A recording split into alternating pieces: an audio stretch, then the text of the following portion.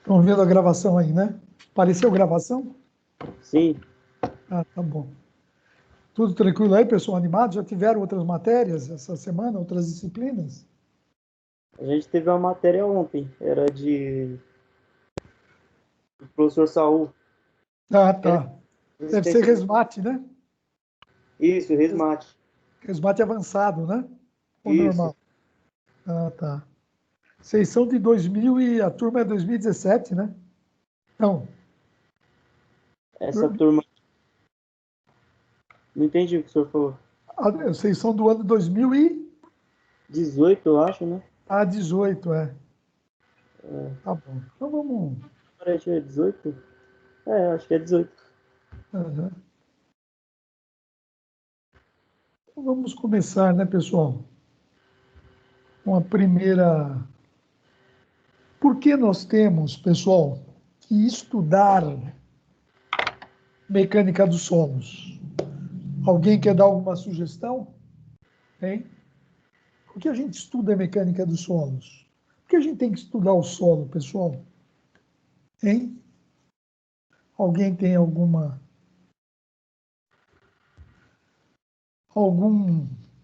parecer?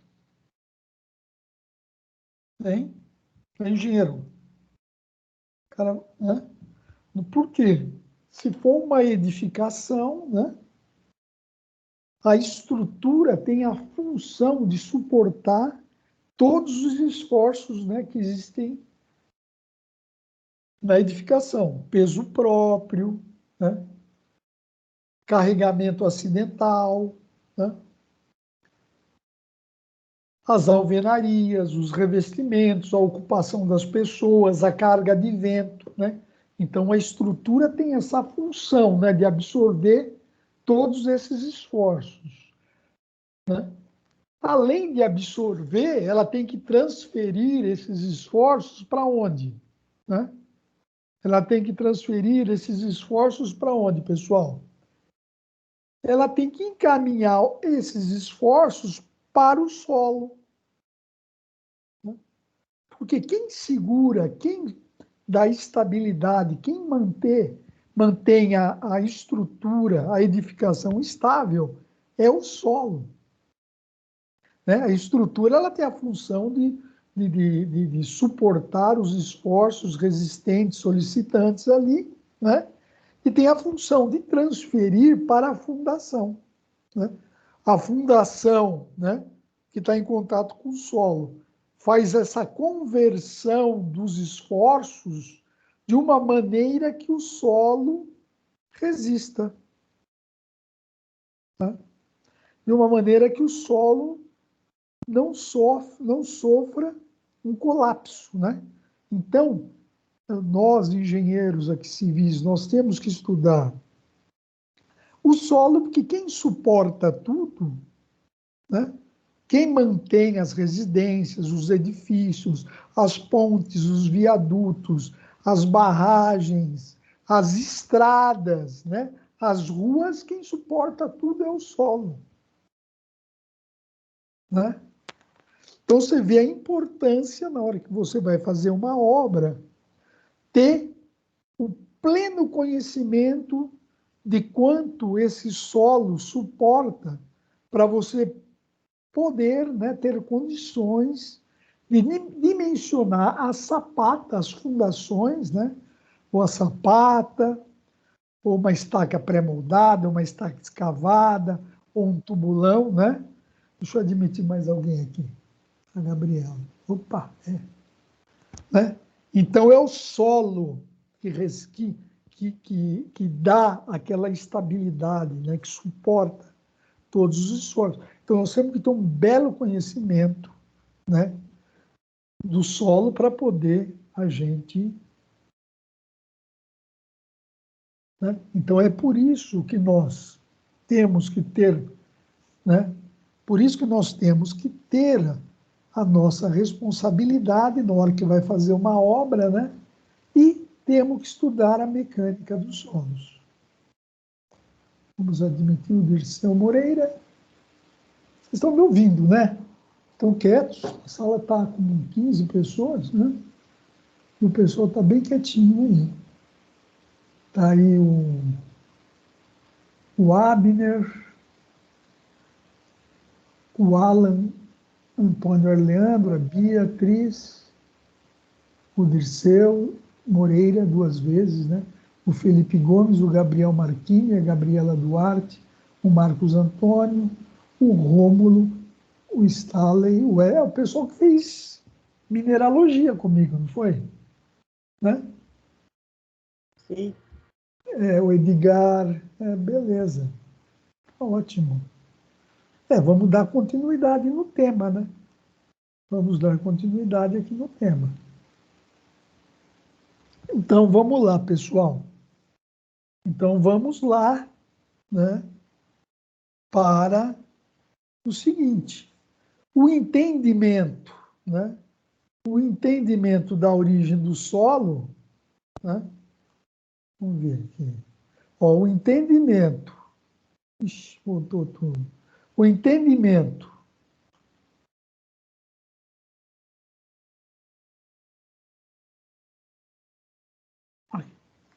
Né?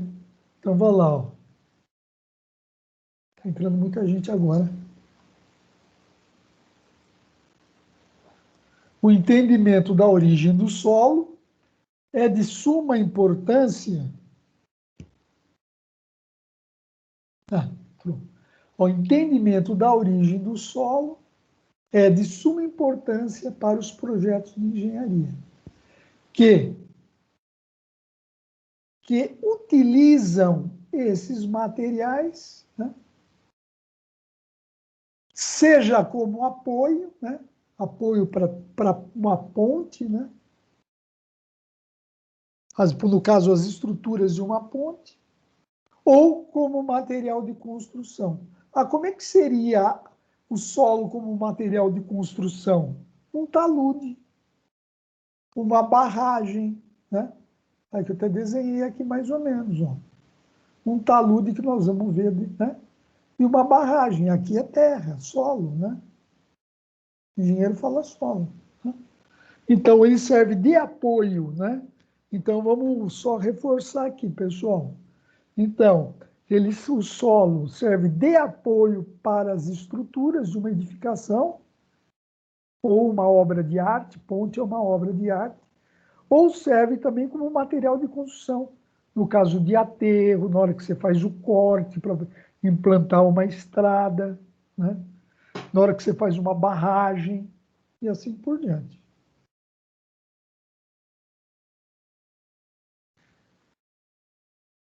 Então, o que nós vamos ver, pessoal?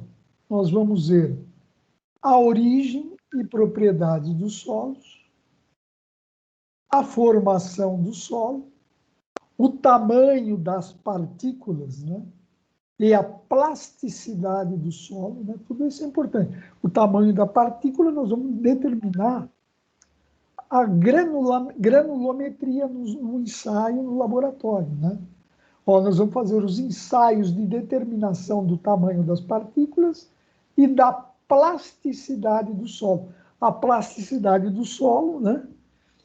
É até um ensaio que vocês já fizeram no final do semestre passado, que vocês tinham que fazer, pegar o solo, né? Foi sugerido que vocês, alguém está querendo entrar? Não. Vocês pegassem o solo, tentassem moldar ele, sem ele se desfazer, sem ele se romper. Né? Então, essa é a plasticidade, a capacidade de deformação. Aqui solo eu lembro, por exemplo, que tem uma boa plasticidade é argila. Né? Que material é? Argila, você nota que a argila, inclusive, ela é utilizada na cerâmica, porque eles fazem aquelas conformações de filtro, de vaso, né? Então, ela tem uma boa plasticidade, a argila aí, quando usada adequadamente. Então, né, esse seria um exemplo. Daí nós vamos ver, ó, a relação entre fases e classificação do solo. Né? Relação entre fases, pessoal. Vamos lá. O solo, ele é trifásico, né?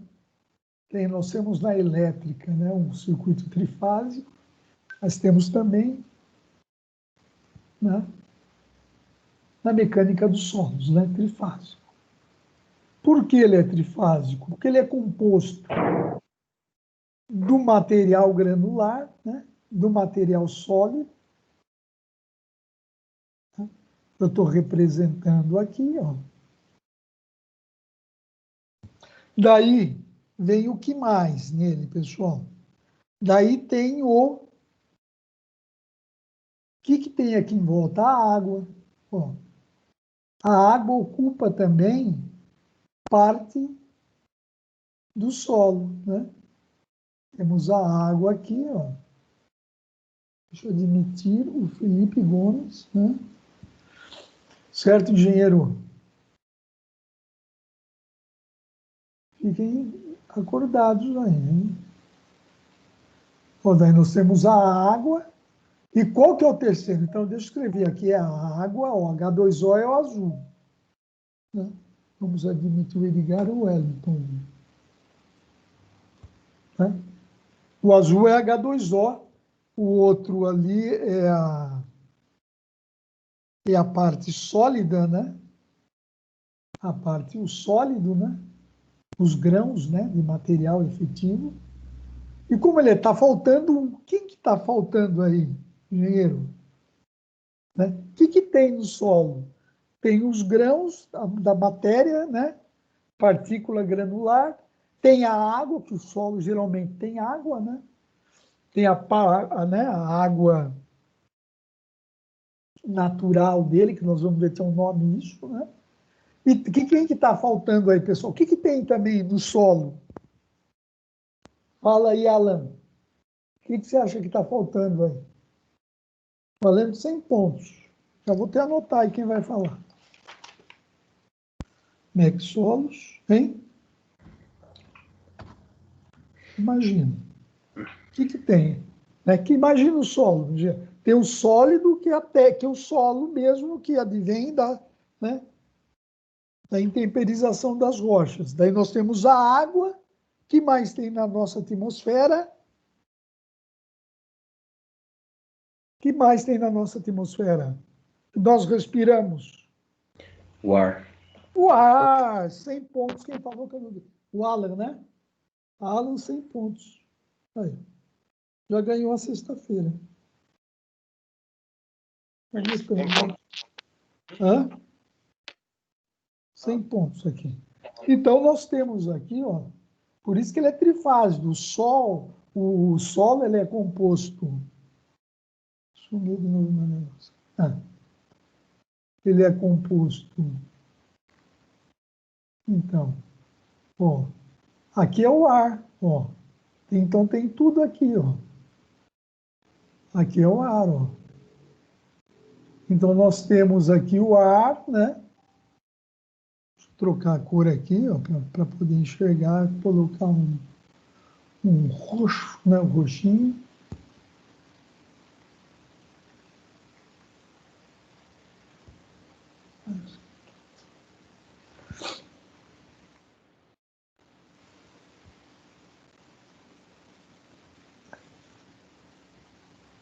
Nós temos aqui o ar, ó. Então, nós temos o sólido, que são a parte granulada para o material, efetivamente, sólido, né? A água, para não esquecer mais, pessoal, isso é muito importante. O ar, a água. Então, nós temos o material sólido, né? Nós temos o ar e a água.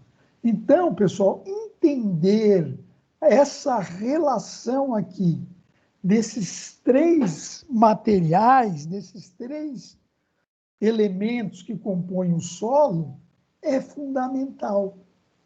Vocês vão ver que toda hora as propriedades vão mudar, tudo vai mudar em função do tipo de sólido que tem, né? Se é arenoso, se é argiloso, se é siltoso, né? E o ar, né? Quanto tem de ar e quanto tem de água, né? Então, o solo é constituindo dessas três fases aí, né? Daí nós vamos ver os índices físicos, né, do solo. Quais seriam alguns índices físicos para a gente ter uma ideia? Ó? Alguns dos índices físicos.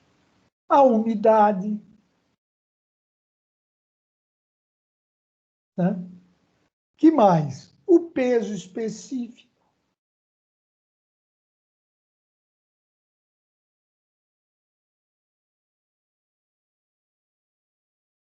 O peso específico.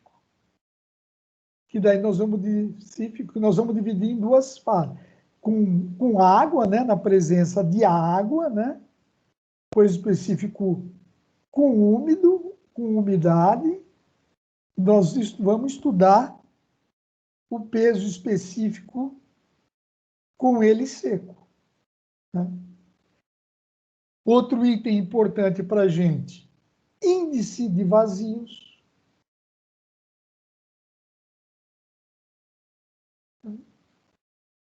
Índice de vazios, né? Que a gente mais ou menos já entende o que seja, né?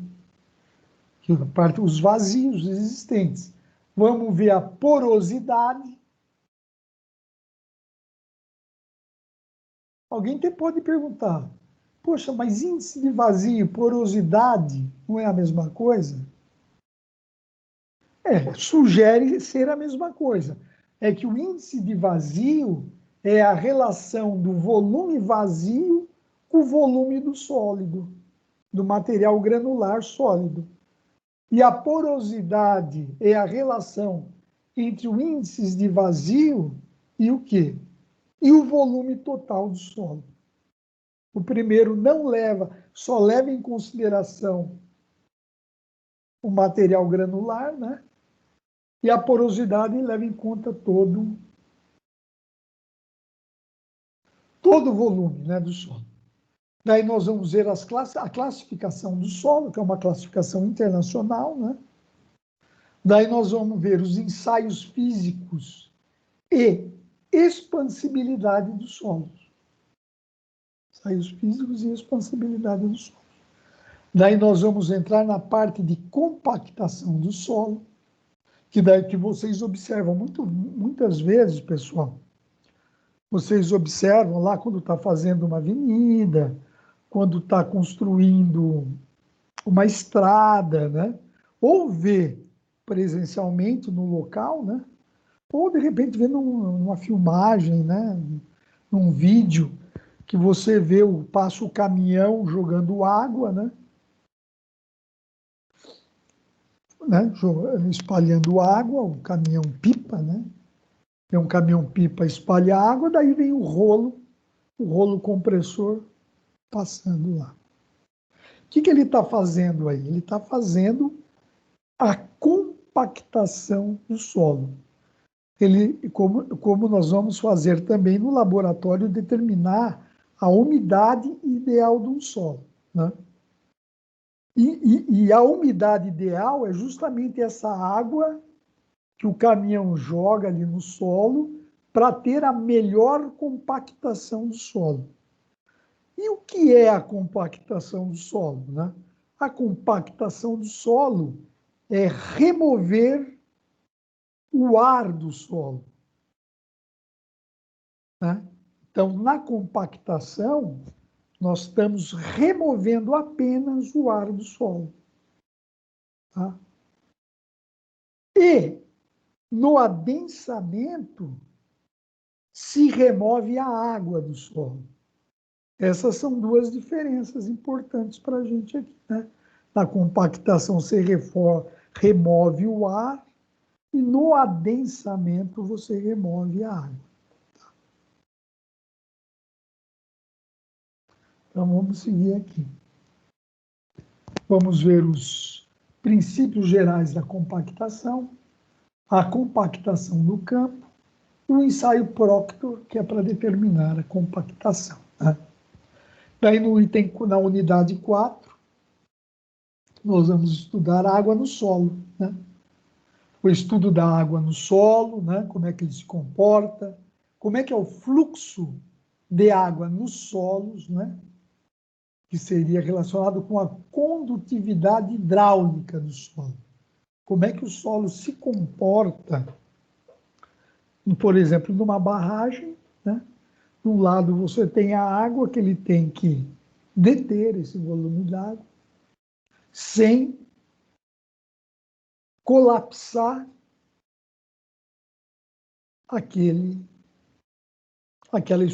aquela obra de terra ali que retém o líquido, né?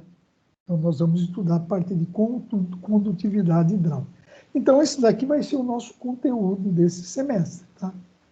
Então, acho que tem bem tranquilo. Em cada unidade, nós vamos ter uma prática no laboratório, né? Certeza determinar a granulometria, né? Tamanho das partículas, ensaio de determinação do tamanho das partículas, que é colocar, nós vamos pegar uma amostra de solo, colocar numa série de bandejas com tramos, né? Com tramas já padronizados pela norma NBR e colocar num agitador, né? Então, nesse processo de agitar as peneiras, ele já vai peneirando e vai retendo em cada bandeja o tamanho da partícula. Daí a gente pega cada bandeja, que vai estar lá seus sólidos lá separado, né? E vamos fazer pesar cada bandeja. E de posse dessa informação, a gente vai construir a curva granulométrica, né? Daquele solo lá, e a gente vai poder daí fazer os demais estudos aí com relação às propriedades físicas do solo.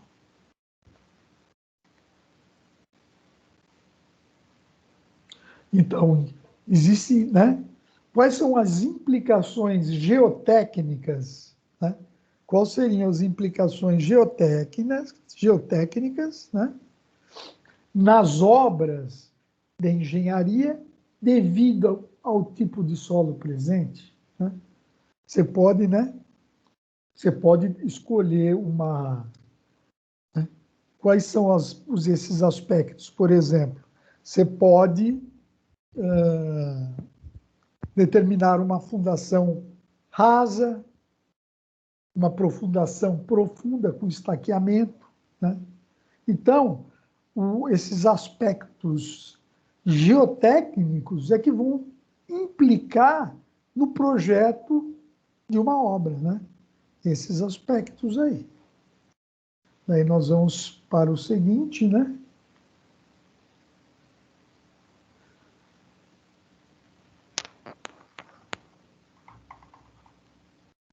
Pronto.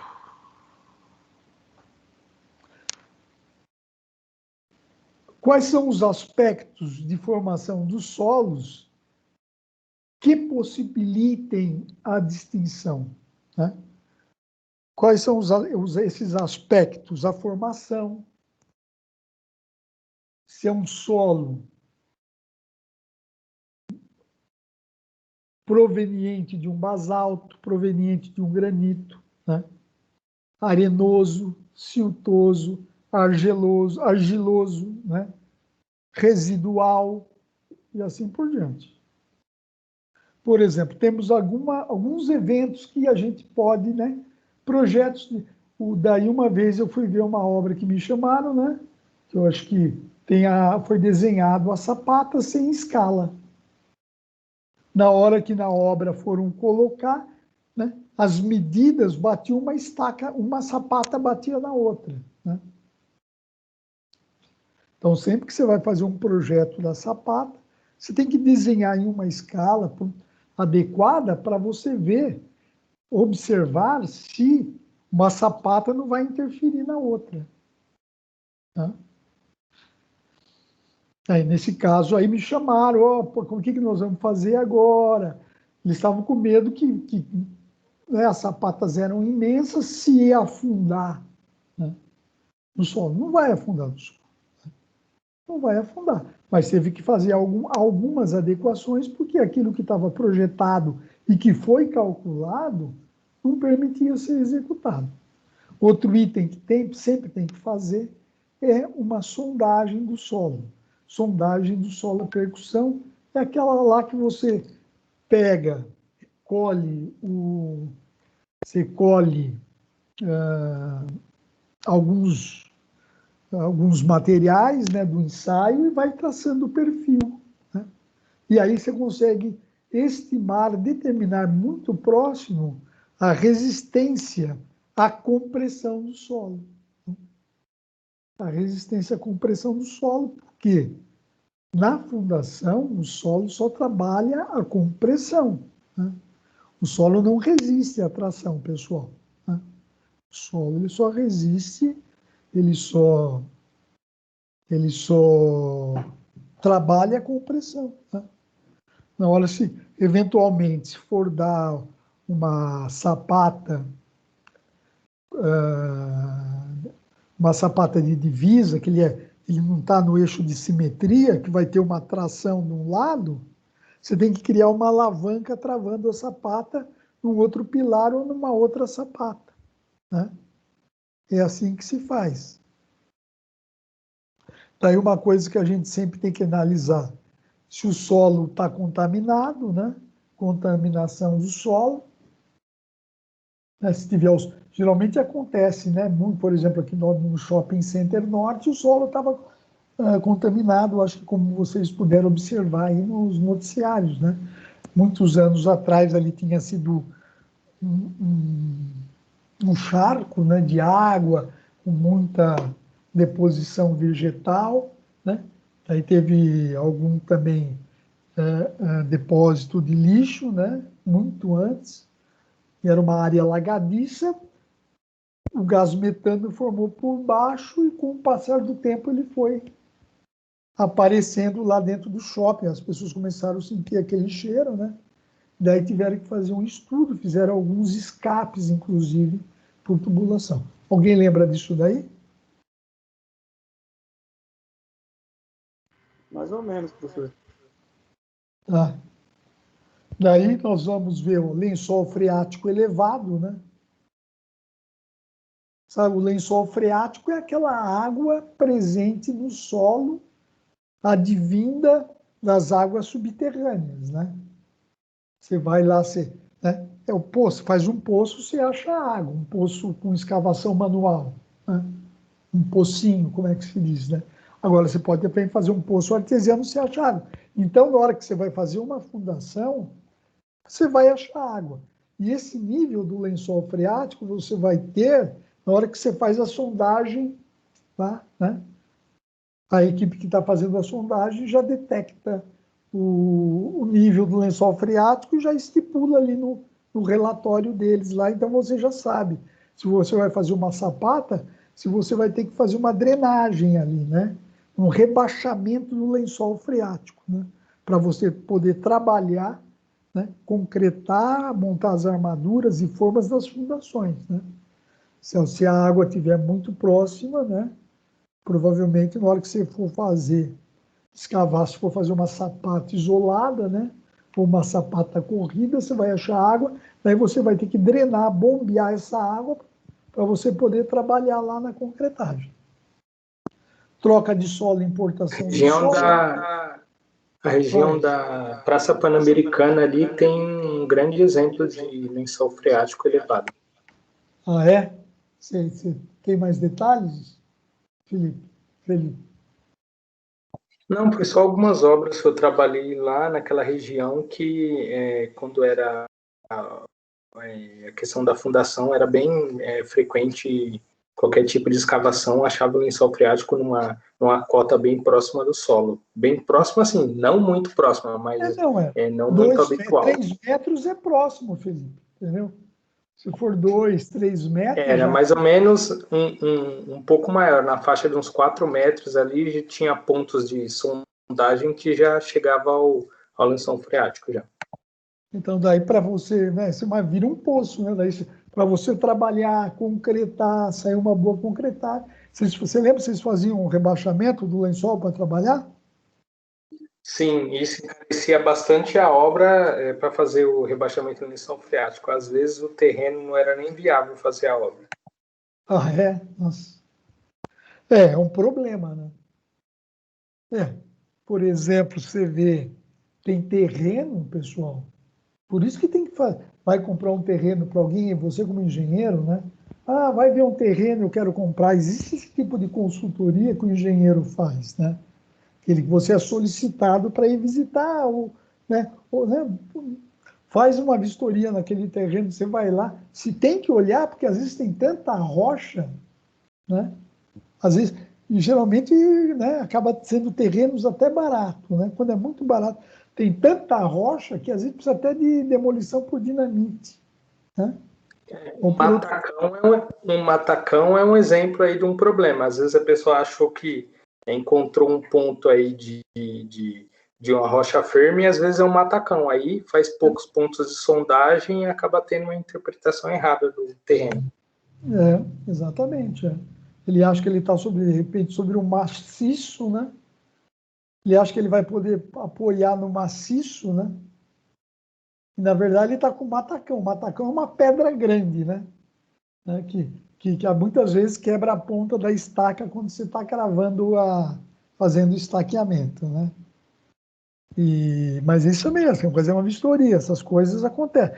Mas, às vezes, você também faz a sondagem, porque a norma BNT, ela já especifica quantos pontos de sondagem você tem que fazer num terreno em função da área dele, né? Geralmente, você pega, né, você tem um terreno lá, grande, por exemplo, até 1.000 metros quadrados, 3 pontos dá, né? Geralmente você pega a tua edificação aqui, ó. Você pode fazer um numa área e 2 sobre a edificação que vai ser construída, né? Que é justamente onde vai ter as fundações que você vai escavar, é na região da construção, né? Então, geralmente é aconselhável fazer 2 aqui e um fora, né? Mas tem que seguir a norma que é dada em função da área do terreno. Pessoal, sempre eu gosto de reforçar isso, tudo tem norma, entendeu? Tudo tem norma. Ah, quantos pontos eu vou fazer? Tem uma norma que te orienta. De repente, o teu cliente pode falar, mas eu quero mais para ter uma garantia maior. Ah, você fala, tudo bem, mas certeza mesmo nunca vai ter, né? Como é que você vai dar certeza de uma coisa que você não está enxergando? É lógico, você faz mais pontos, né? Você vai ter uma tendência de acerto maior, né? No perfil do terreno. Mas também não dá para garantir nada, né? Daí tem esse fato aqui por aqui é um prédio no centro de São Paulo que começou, né? Ali perto do Engabaú, ele começou a inclinar, né? Ele começou lá a dernar, né? Ele começou, né? E daí foram ver era problema no estaqueamento. Por quê? O que acontece? Aqui embaixo, pessoal, no subsolo, né, nós temos uma condição de equilíbrio de solo e água, né? Que ali está centenas, milhões de anos. Né? E daí começa a alterar as condições do subsolo, das águas subterrâneas. Na hora que faz, eu mesmo fiz 2 poços artesianos lá no Vale do Engabaú, no empreendimento lá. Então, quando você começa a tirar água, né, não é, né, você começa a alterar a condição de equilíbrio aqui do subsolo aqui. E lá o prédio começou, né? E aí não tinha, né? O que vai fazer? Eles desceram uma serpentina de tipo uma geladeira, né? Congelaram, porque estava tendo um deslocamento que congelaram toda esse subsolo aqui e o prédio parou de se movimentar, né? Eles criaram aqui uma estrutura, um gelo, um bloco de gelo imenso, né? E aqui tem um circuito frigorígeno lá na fundação, e aqui em cima tem um motor que mantém aquela geladeira, vamos falar de geladeira, né? Mantém essa fundação aqui como se fosse apoiada constantemente num bloco de gelo. E aí conseguiu estabilizar o prédio aqui. E essa questão aqui, dando continuidade, nem sempre se faz sondagem, né? Algumas vezes, pessoal, você até pode fazer sondagem, mas se tem do lado ou próximo uma obra sendo executada, você pode ir lá, né? Você pode ir lá para o vizinho, lá para o engenheiro da obra do lado, você como engenheiro da sua obra, você vai, porque fundação você está usando aí, entendeu? Troca uma ideia, né? Sobre as informações da obra dele. O que ele está fazendo lá? Você está usando sapata, você está usando broca escavada, o que você está usando? Né? E aí você consegue otimizar a tua obra, né? E ter uma solução técnica, de repente, mais econômica do que se estava estudando inicialmente, né? Então, são essas coisas que a gente sempre tem que levar, não dá para ficar. Tá? Então, quanto mais trocar ideia, melhor, né? Aqui tem um exemplo de um movimento de terra, né? Meio assustador, né?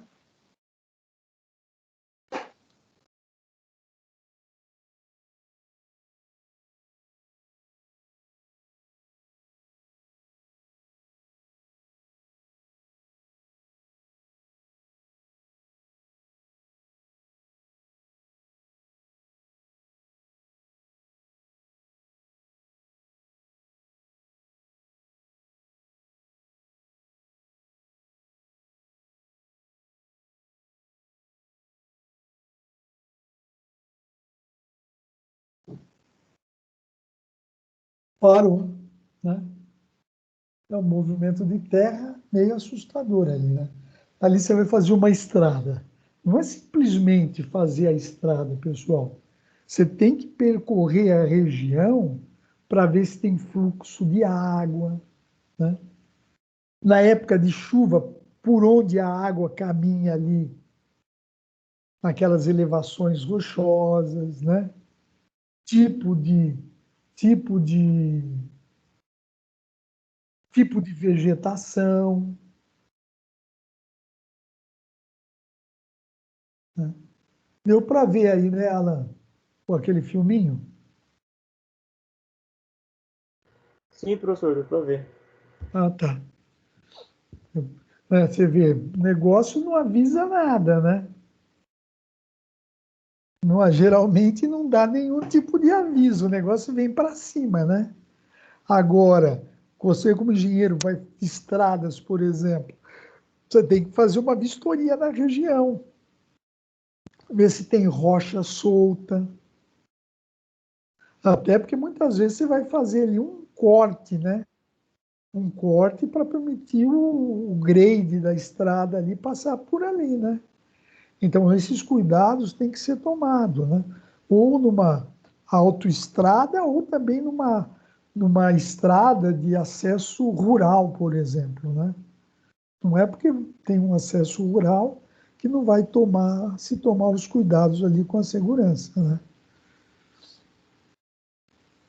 E aqui também nós temos aqui esse problema nesse edifício aqui em Ubatuba, né? E aí, vocês acham que, né, é o que seria aí? Aí, por exemplo, solo. O que poderia ser o solo, né? O cidadão, para fazer um prédio desse, né? Você concorda? Ele deve ter feito uma sondagem, né? Ele deve ter feito uma sondagem. Ai, Deus, o que poderia um movimento, uma alteração, um movimento inesperado do solo, ou apoiou sobre, né, deu a nega na cravação da estaca, parou o escavamento, né? a penetração da estaca, achando que já tinha atingido a profundidade, né? Ou foi um cálculo, um dimensionamento, né, de fundação errado. Ou foi feito um carregamento, né? Os pressupostos valores de carregamento foi colocado inferior, né? Foi colocado valores inferiores ao real, né? Então, você vê isso, né? Você tem que avaliar o que é, né? Na hora que se vê isso, né, você tem que avaliar, né? A gente não pode fazer uma decisão, tomar um partido já sem avaliar, né? Como eu trabalho muito com projeto, né? Às vezes dá problema na obra, a primeira coisa que todo mundo fala é o projeto. Aí daí, é o projeto, aí chama lá o Francisco, vamos lá ver na obra, ver o problema de projeto. Daí você chega, você leva o projeto, né? Se estão falando que é projeto, você leva o projeto que você fez para analisar lá. Só que eles chegam na reunião, foi o projeto, só que ninguém levou o projeto para indicar onde é o projeto, né? Então vai para uma reunião de projeto e ninguém leva projeto. Por quê? Todo mundo, em geral, a primeira coisa que eles definem de que quem gerou o problema foi o projeto. E daí eu dou risada, porque até hoje, graças a Deus, né, nunca foi comigo, pelo menos nunca foi o projeto. Mas a primeira, dá o problema do projeto, tá? Se eu não levasse o projeto, não teria projeto. Aí seria culpa do projeto mesmo. Porque ninguém levou o projeto. Né? Essa é a questão, que vocês sempre têm. Problema é projeto? Então, temos, pessoal, criem o hábito de ver projeto. Você tem que olhar um projeto e entender o projeto.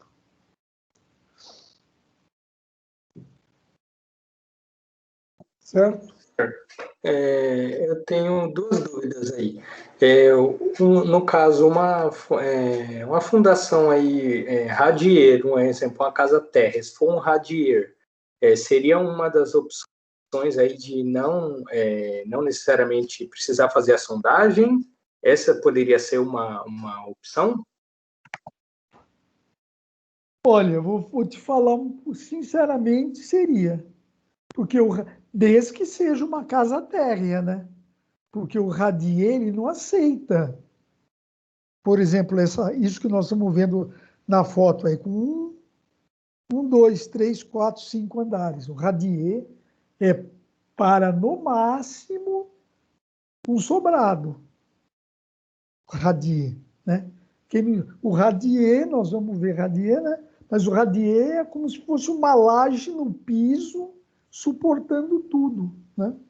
Então, o Radier, ele é para pequenas edificações com baixo carregamento, entendeu? Com baixo carregamento. Ele faz uma distribuição uniforme, né? Mas tem que ter baixo carregamento, não dá para ser. Porque se, então, não, mas eu quero um Radier e quero fazer 5 andares. Aí que eu falo o seguinte, ó. A espessura da laje vai ter que ser tão grande que vai ser inviável economicamente. O Radier tem que ser para uma espessura de fundação, que parece uma laje, mas não é uma laje, é uma fundação. O Radier é aquele tapetão, é como você estender um tapete e subir a edificação. Esse é o Radier, né? E daí, se você vai fazer 3, 4 andares com Radier, a espessura do Radier, o consumo de concreto e aço vai ser tão grande que é melhor fazer outro tipo de fundação, uma sapata isolada e assim por diante, né? Entendido? Certo aí, Felipe? Foi o Felipe, né? Foi. Sim, certo. Né?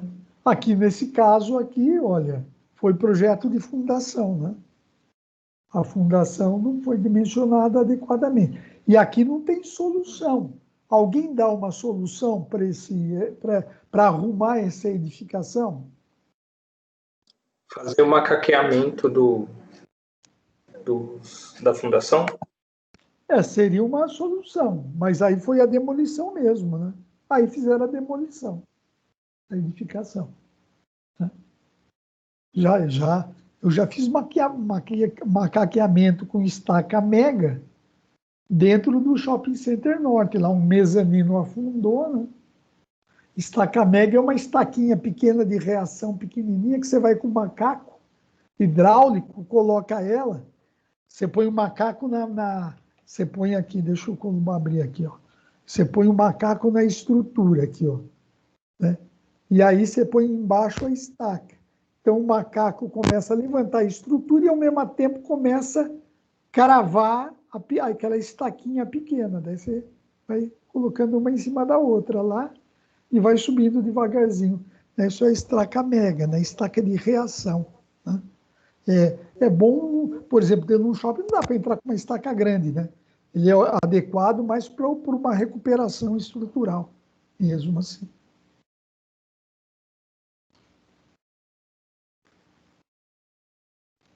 Vamos continuar aqui, nossa. Né? Outra questão que a gente tem que... Né? Porque na hora que você faz, faz uma edificação aqui, por exemplo, ela cria aquilo que chama de bulbo de tensões aqui embaixo. Né? Aqui fica tudo, se alterou. Esse prédio, essa edificação, descarrega todo o seu peso no solo que tem que suportar. Então, aqui você altera, nessa região, você altera as tensões internas do solo. Daí vem uma outra edificação vizinha aqui, também constrói, né? E cria um outro bulbo aqui, ó. Só que você precisa avaliar, porque aqui vai estar os dois aqui agindo nesse trecho do solo, que pode haver um cisalhamento aí, e aí você pode ter aqui um colapsamento do solo, né? Então, é outra coisa que tem que analisar, é a interferência, né? É a influência no solo dessas duas edificações aqui, né? Que pode gerar o quê? Esse movimento aqui e esse movimento ali. Então, você tem que ter isso em mente. Existem recursos para fazer esses cálculos aí, tá? Professor, qual é o tipo de solo que suporta melhor essas tensões aí? Como é que é? Qual é o tipo de solo que suporta melhor as tensões? Então, são solos que a gente pode dizer coesivos, né? Mais argilosos, né? Como eles têm uma boa coesão e mais argilosos, né? São solos argilosos. Né? Porque você tem os arenosos, né? Solo arenoso, eles têm menor resistência, né? Os solos arenosos, né? Então, o solo tem que ter uma boa coesão, né? Que muitas vezes você vai lá numa obra, ele faz um corte quase 90 graus, né? E não acontece, o solo permanece ali, né? Enquanto se for um solo, você tem lá um perfil assim, se for um solo arenoso, você faz um corte lá assim, ó, isso vai fazer assim, ó, né? Ele vai se movimentar assim. É porque a areia ela tem baixa coesão. E os solos argilosos, né, eles têm uma coesão, que é outro ensaio de coesão que a gente faz também, nós vamos ver. Tem mais gente. E o, Né? e o solo siltoso, ele está entre os dois ali? Tá entre os dois. Pode ser um silt argiloso, entendeu? Entendi. Ele está entre os dois. Né? Ele está exatamente entre os dois, tá? Mas tudo é necessário, lógico, ensaios, mandar uma amostra, tem um jeito de colher a amostra do solo in situ, né? Solo in situ, você leva para o laboratório, né, que faz análise de solo, ele te dá a resistência ao cisalhamento, a umidade, o peso específico, a porosidade, o índice de vazio e assim por diante, né? Tudo isso para permitir que a gente faça um cálculo de fundação mais seguro possível. Alguém tem E aí, alguma o dúvida? resultado precisa fazer compactação, se for um solo com muito índice de vazio muito alto, sei lá, tem que fazer uma compactação nele, independente se ele é argiloso, siltoso, arenoso. Então, se der uma fundação rasa, né? Se você, por exemplo, conseguir que seja uma fundação rasa, tá, aqui está o solo, né? Até 3 metros é uma fundação rasa, né? Se você conseguir fazer uma sapatinha bonita aqui, né? Aqui está o nível do solo. Você pode até fazer aqui, ó, um apiloamento manual aqui dessa vala, né? Porque você vai abrir uma vala aqui para poder fazer essa sapata, né? Você pode fazer um apiloamento, né? Colocar um berço de brita aqui, né? Para dar uma proteção na armadura aqui da sapata, né? E fazer daí a sua... Porque a sua sapata, né? Ela já está dimensionada para o solo no estado que ele está lá. Você só vai fazer um apiloamento manual para dar uma pequena melhorada, né, na qualidade, né? Mas a sua sapata já foi dimensionada para o solo conforme você escavou lá. Agora, você faz, por exemplo, né? Ah, será que dá para a gente ver? Vamos ver aqui. Ai, cara. Descartar. Aqui eu vou abrir um programa meu de cálculo estrutural, né? TQS, né? É o melhor programa que tem. Hoje ele conversa com CAD, com BIM, com 3D, tudo, né?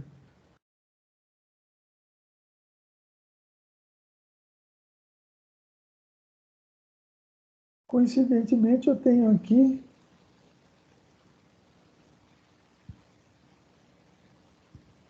abriu. Deixa eu ver se está dando isso. Aqui abriu. Tá?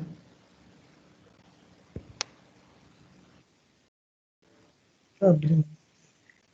Vamos lá, voltar lá.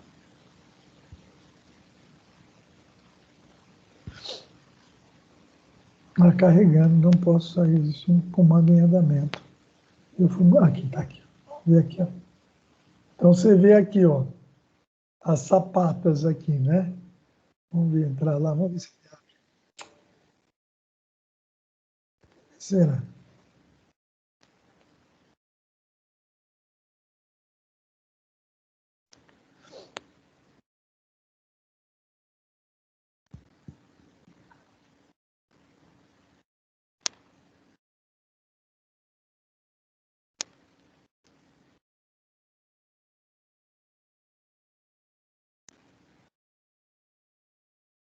Ah, não está. É que ele é 3D, não está abrindo o modelador 3D. Por que eu não sei. Pela primeira vez aconteceu isso.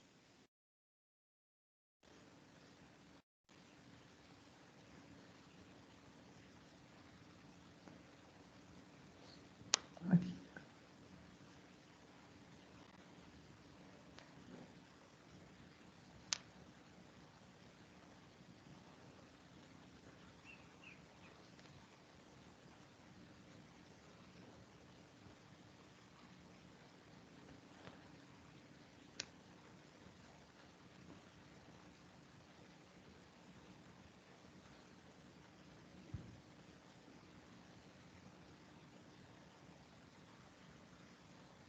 Vamos ver no outro mesmo.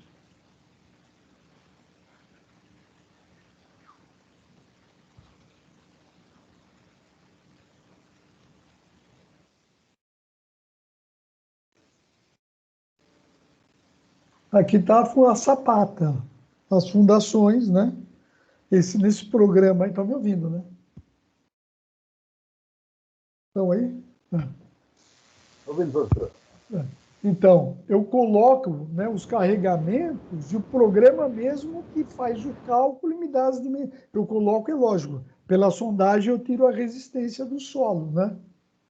Eu pego pela sondagem, né? Você pega, determina a resistência do solo, coloca no programa, daí tem todos os andares desenhados, são 3 andares aí. Daí você manda ele calcular a sapata, ele já calcula e já põe a armadura no programa, entendeu? Seu programa TQS. Show de bola, hein, professor? Ah, muito bom. Aqui eu não sei porque está. Pela primeira vez aconteceu isso, acho que é fundação. Não está indo lá, vamos sair. Tá. Ah, entrou, tá vendo? Entrou, estava por trás, é que eu estou apertando muito rapidinho, ó, tá vendo que em 3D? Ele mostra tudo em 3D, como é que vai ficar a fundação, ó. Tá vendo a viga baldrame em contrato com o solo, ó. Você olha as sapatas por baixo. Tá dando para enxergar ou tá muito ruim? Então, sim, ficou bem rasinha essa sapata também, né, professor? Ah, tá bem rasinha, tá bem rasinha. Tá bem Da hora. rasinha, tá bem rasinha, né? Mas ele que calcula tudo, ó. Tá vendo? Tem aqui umas setazinhas aqui que são os esforços que estão agindo aí nessas viga baldrame, né? Então é um programa que, com certeza, para vocês que forem trabalhar com parte de cálculo estrutural, vai usar esse programa aí futuramente, com certeza, né? Então vamos fechar aqui para dar continuidade. Mas você tem uma ideia, né? Hoje em dia, pessoal, você precisa só ter o bom senso de ter noção dos esforços que vão estar agindo, né? Você tem que ter noção dos esforços que vão estar agindo na sua estrutura, né? Porque o resto é o programa que faz o cálculo. Daí você tem que dar uma conferida, né? Para ver se o programa fez certo, né? Não dá para fechar o olho e jogar para a obra um negócio aí, né? Mas hoje em dia são programas mesmo, né? Que fazem isso daí. Vou colocar em planta aqui para... Vamos voltar para a nossa aula.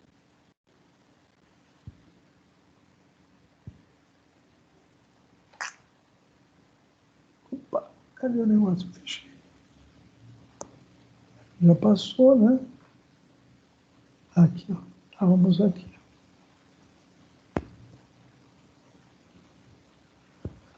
Daí está aqui, ó.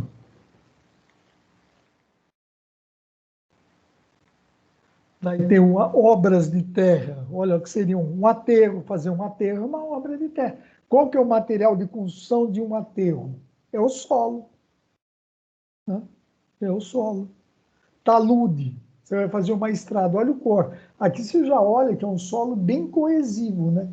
Ele tem uma coesão, ele tem uma capacidade, ele fica unido, de se unir, né? Então, solo coesivo. Aqui é outro deslizamento, né? Que os esforços, né, provavelmente de água que foi descendo, esses esforços eles ultrapassaram as tensões internas de cisalhamento do solo. Então ele cisalha o solo, né? Ele cisalha o solo. É isso que acontece. Às vezes é a chuva, o peso fica tão grande ali do solo com água que a resistência ao cisalhamento daquilo que unia o solo na rocha com a utilização, com as raízes da vegetação, que ajuda também, não foi suficiente e causa esses problemas aí. Aqui também numa estrada, né?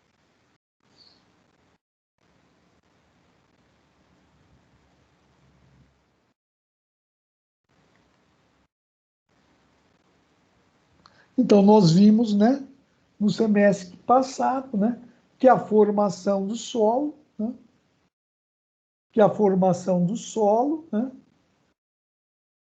né, é devido ao intemperismo, né?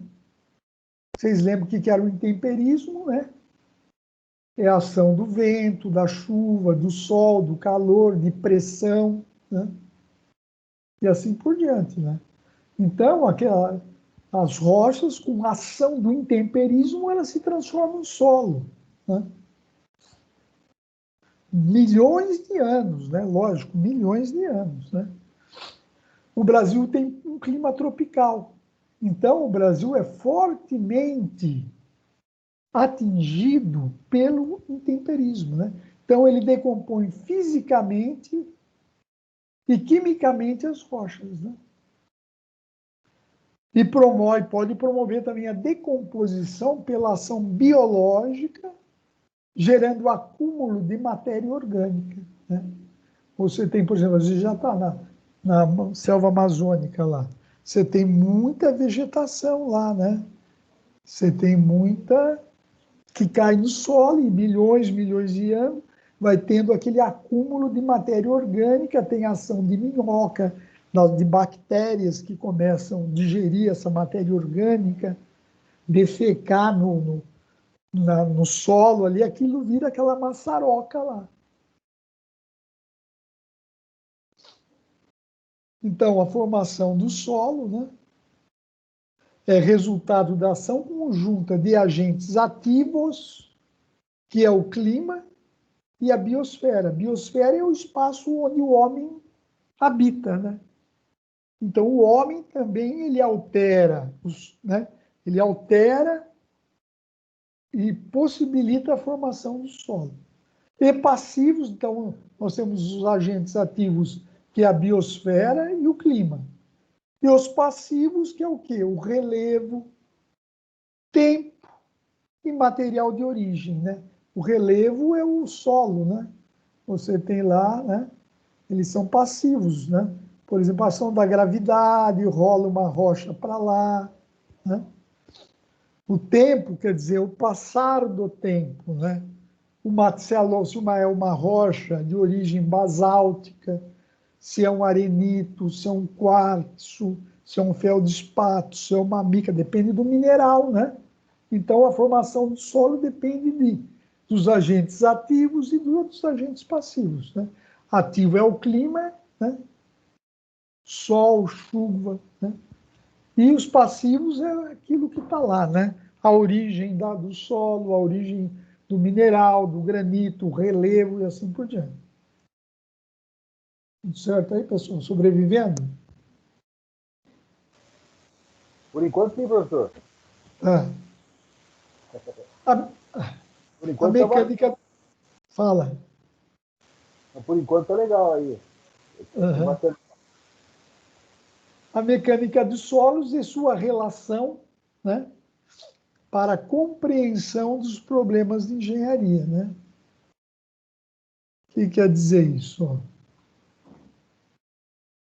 Compreender a origem e as propriedades do solo, né? E você vai conhecer as características básicas dos materiais geológicos do solo, né? Se você conhece as propriedades, você vai conhecer as características, né? Então, o solo é constituído, basicamente, por matéria mineral e orgânica. A matéria mineral e orgânica, pessoal, é a fração sólida que nós vimos ali no começo, né? Matéria mineral e orgânica.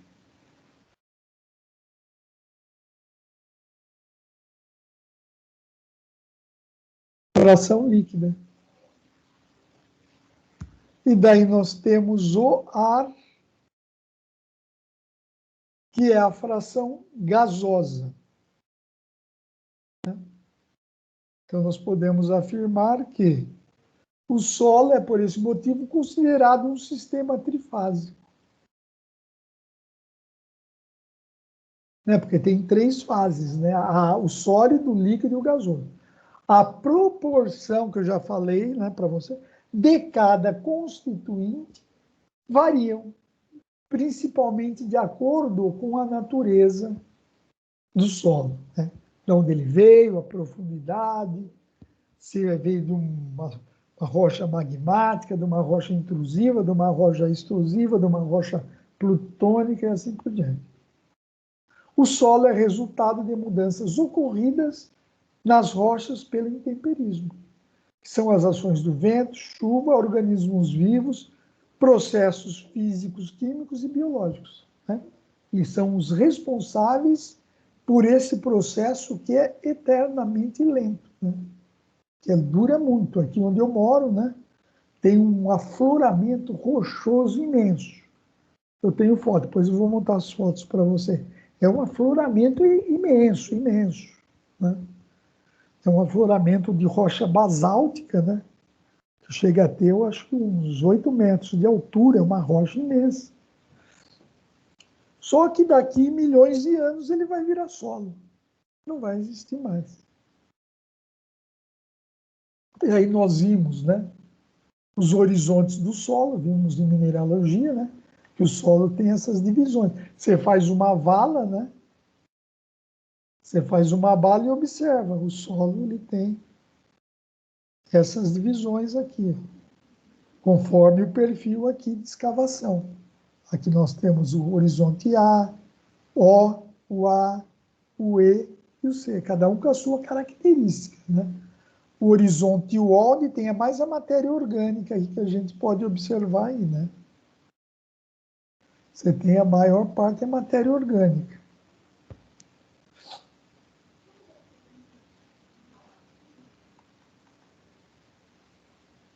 Certo? E aqui tem raízes, ó. E aqui embaixo, no horizonte C, você tem rochas aqui, ó, os matacões aí, né? Que o Marcos falou, né?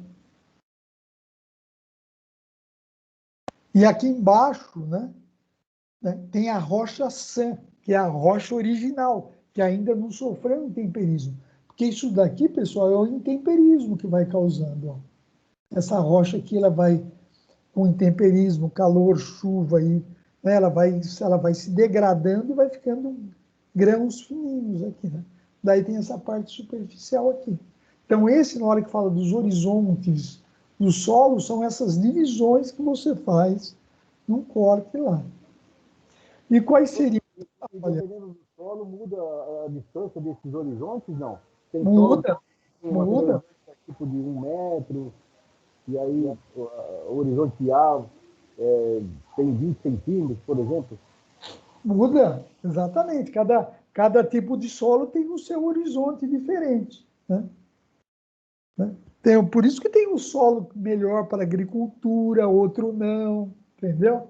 Porque além das características de origem do solo, né? Por exemplo, a terra roxa, né? Que é uma boa terra para agricultura, ele tem as propriedades, as características dele. Ele tem seu específico horizonte, né? Ele tem as suas espessuras específicas. Por exemplo, aqui, ó, você vai fazer uma pista, né? Quando construir uma rodovia ou mesmo uma pista de pouso de aviões, qual seria a capacidade de suporte do terreno para essas cargas, né? É lógico, muitas vezes, né? Por exemplo, aí a Castelo Branco, né? A Castelo Branco, deixa eu admitir, ela é concreto, né? Não é um pavimento, é um pavimento rígido a Castelo Branco, né? Não é asfalto. Asfalto é pavimento flexível, né? Lá é concreto, é pavimento rígido, né? Apesar de ser pavimento rígido, o substrato dele aqui, o solo aqui embaixo, tem que suportar o tráfego dos caminhões em cima, dos veículos, além do peso aqui da laje, né? Que é uma laje, né? É um apoio ali, né? A rodovia, né? Então, não é que, não, só porque ele é de concreto, não, o solo tem que tá bem compactado aqui, tem que ter uma sequência de processo construtivo para garantir que ele vai suportar esse trânsito em cima, que é o que ele está falando aqui, ó, numa pista de pouso de aviões. Qual seria a capacidade de suporte do terreno para essa carga? Imagina, o avião, ele tem uma hora que ele dê aquela batida em cima da pista, né? Tudo bem que ele está ainda com aquela condição de estar sofrendo o empuxo, né? Mas tem uma hora que aquelas toneladas chegam na pista, né? Daí tem que ter uma carga altíssima, né? Qual deve ser o dimensionamento da fundação rasa ou profunda, né? Devido a um determinado tipo de solo presente no terreno? Qual é a permeabilidade necessária que determinado solo deve ter para servir como material impermeabilizante para um lago de uma barragem, né? Quando você faz aquelas barragens, né, tipo Itaipu, não foi impermeabilizado ela, né? Aquele material lá é um material, foi adequado, o local foi escolhido adequadamente justamente para poder servir, impedir, né? Impedir o movimento das águas, né? Migrando para o subsolo, né? O solo presente em uma encosta será ou não estável quando ela necessitar ser cortada, né? Aí você tem que fazer, né, ver a coesão de solo, fazer um estudo de coesão do solo. Aqui nós temos esse exemplo característico, né? Lá da Torre de Pisa na Itália, né? Que é um problema aqui, né, de solo, né? O solo não suportou o carregamento aqui, né? É alto e tem aqui uma planta pequena, né? Então aqui a fundação teve que suportar todo esse carregamento. Aqui é uns terrenos argilosos e areia, né? E não suportou, começou a adernar, né? Começou a adernar, foram acompanhando, até que nesse século, né? Acho que foi 2000, não foi, acho que foi 2013, vou checar essa data, injetaram os concreto aqui. Injetaram cimento, né? Com concreto, né? Uma pasta de cimento, né? Para poder estabilizar. Então ele parou, né, desse movimento aqui de adernamento, né? Ele parou porque deram um reforço aqui na fundação, tá? Mas é um exemplo de problema de, né, se não tivesse interferido, ele ia cair, né? Não precisa, mais uma pequena inclinação, o centro de gravidade aqui já fica muito fora, né?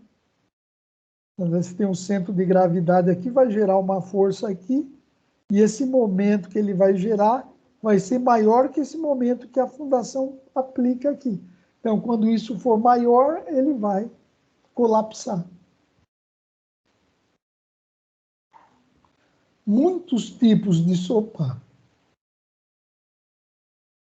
muito tipo de solo podem ser encontrados simultaneamente em um mesmo local e variar metricamente ou mesmo centimetricamente em profundidade, aquilo que você falou, né?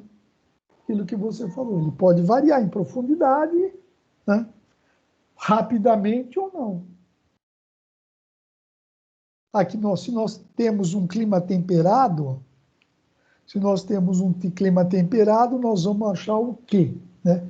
Por exemplo, é um solo rico em hidróxido de alumínio, né? Se nós temos um solo temperado, um clima temperado, é um solo rico em hidróxido de alumínio e ferro, né? O solo aqui você vê, a gente observa que ele não está completamente intemperizado, né? Tem alguns resquícios de rocha, tem substrato aqui granítico, né?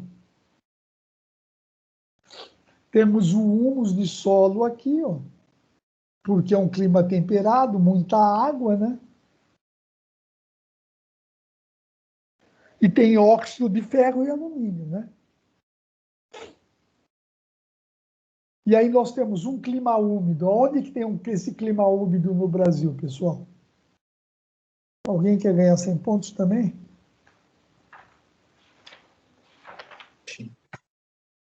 Aonde? Amazonas. É. Então, quem falou? Marcos Moisés. e o Moisés. O Moisés é o Moisés? Sim, ao vivo e a cores. 28/8, 100 pontos.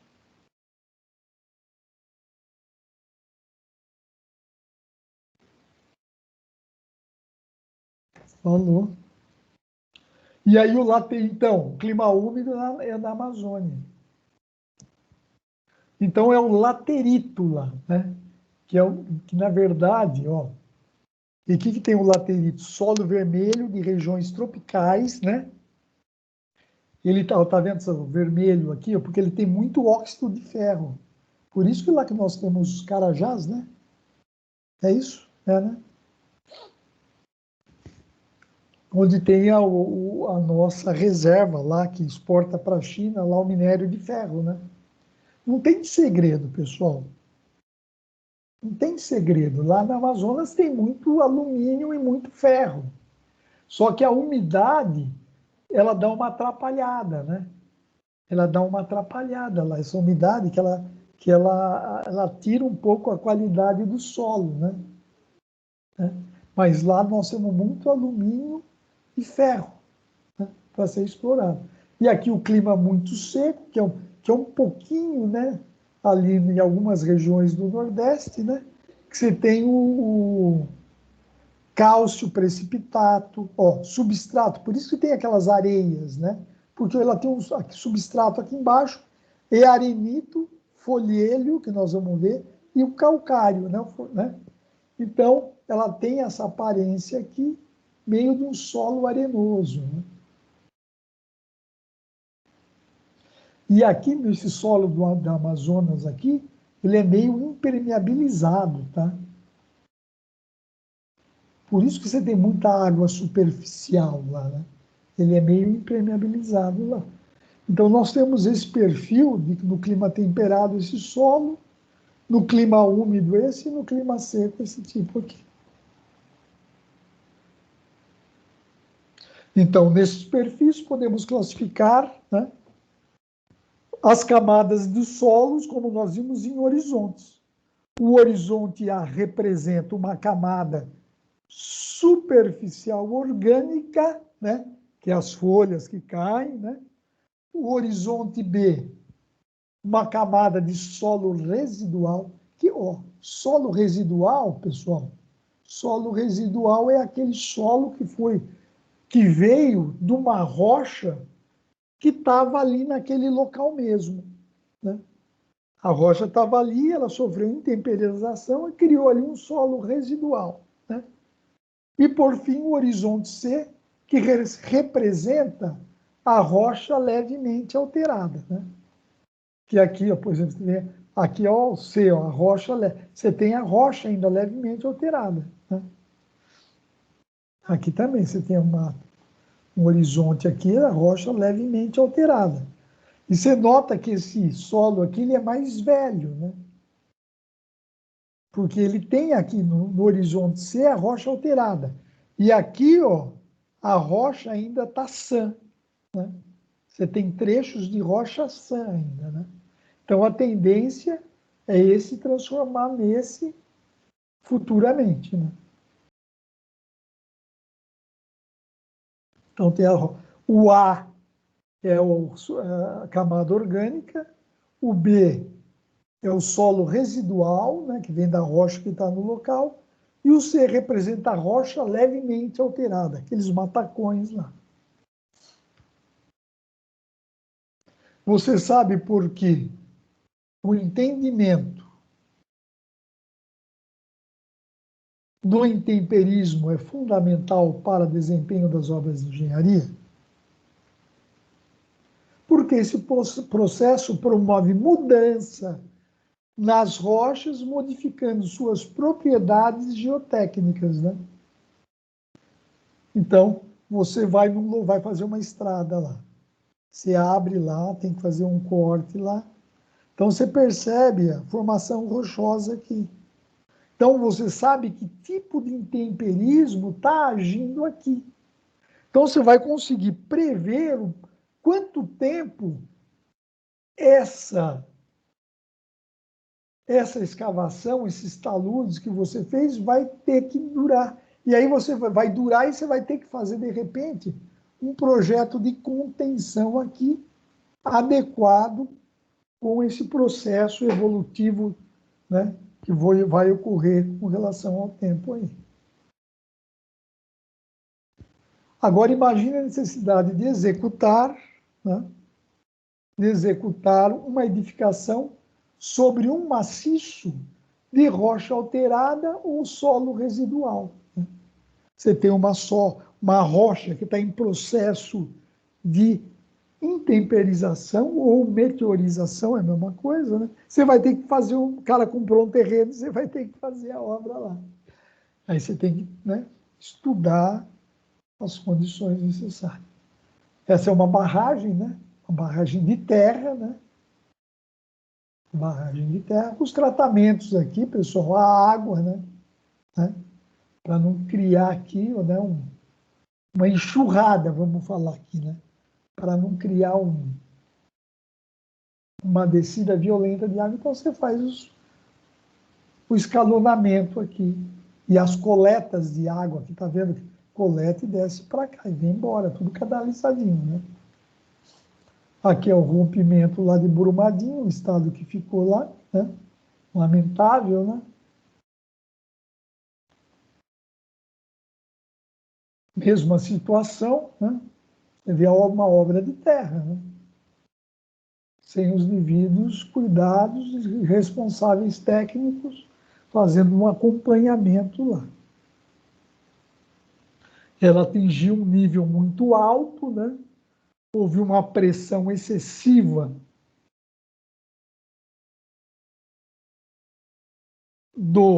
da barragem na base, né? E ela, infelizmente, não suportou. Obras de terra, né? Aqui está um corte de uma barragem, né? Porque, pessoal, a água, queira ou não queira, ela migra, é porque é terra, né? É terra. São obras de terra. Os materiais, o solo ali, eles são feitos todos adequadamente, com a compactação, permitindo um solo impermeabilizante, né? Um solo naturalmente, não é que que vai ter um aditivo no solo, é um solo que segura mais a água, né? E aí você coloca os elementos que vão fazer essa drenagem da água, porque existe uma infiltração da água, né? A parte de cima aqui é o montante, a parte do lado de aqui é a jusante, né? Então nós temos aqui tapete drenante, um túnel de serviço, aqui nós temos um filtro, né? Se houver aqui, olha, aqui tem uma proteção do montante, que a água pode eventualmente sair e vem para esse filtro drenante, que cai aqui, ó, e vem para o tapete drenante. Então, o que é? O que você está fazendo aí, engenheiro? Você sabe que ali vai ter um fluxo de água, você canaliza com segurança essa água para os elementos drenantes. E aí ele não remove as partículas das áreas que não podem sair, né? Então, você faz um encaminhamento, olha, a água vai por aqui, só vai a água, não vai material granulado, não vai solo, né? O problema é quando a água carrega o solo. O problema é quando a água carrega o material granular, que aí a gente já sabe o problema que vai dar, né?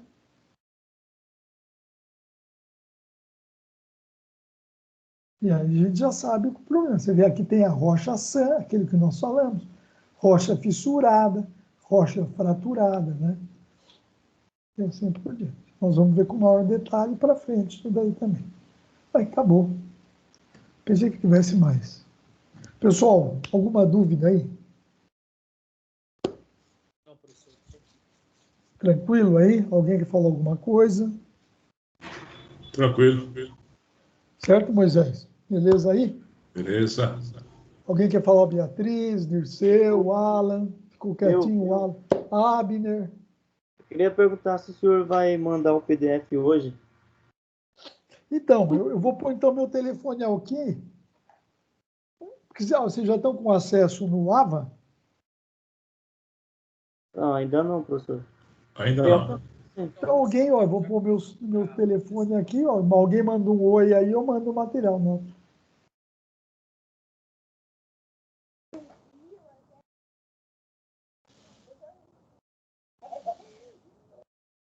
Vocês já estão com o livro disponível ou não? Eu já mando o material e o livro, né? O PDF da aula e o livro.